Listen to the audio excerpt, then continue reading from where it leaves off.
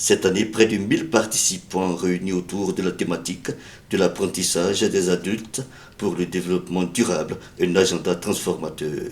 En d'autres termes, il s'agit de faire le bilan, mais surtout réfléchir sur de nouvelles pistes pour davantage d'opportunités d'apprentissage pour les adultes.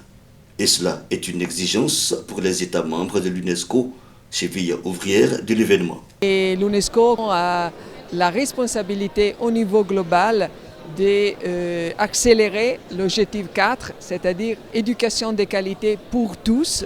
Et dans cet objectif 4, l'ambition est vraiment que l'apprentissage ne s'arrête pas à l'école, ne s'arrête pas même à l'université, mais doit vraiment couvrir tout le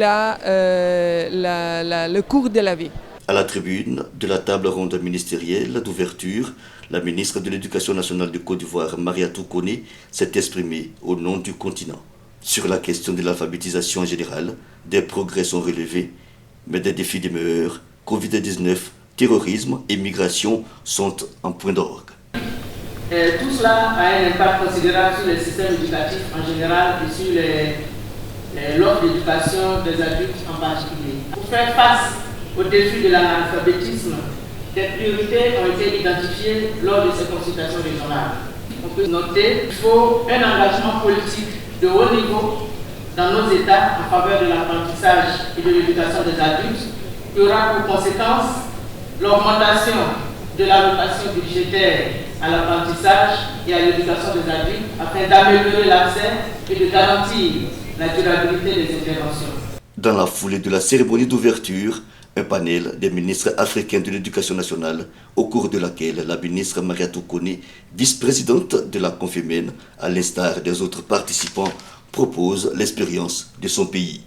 Nous avons montré la volonté politique au plus haut niveau de changer même la dénomination du ministère. C'est-à-dire faire en sorte que ce ne soit plus éducation nationale tout court, mais éducation nationale et alphabétisation, pour montrer l'importance de l'alphabétisation.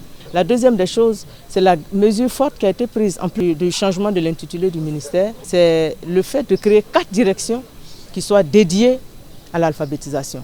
Et la troisième des choses, c'est vraiment faire en sorte que les programmes d'alphabétisation touchent le maximum d'Ivoiriens.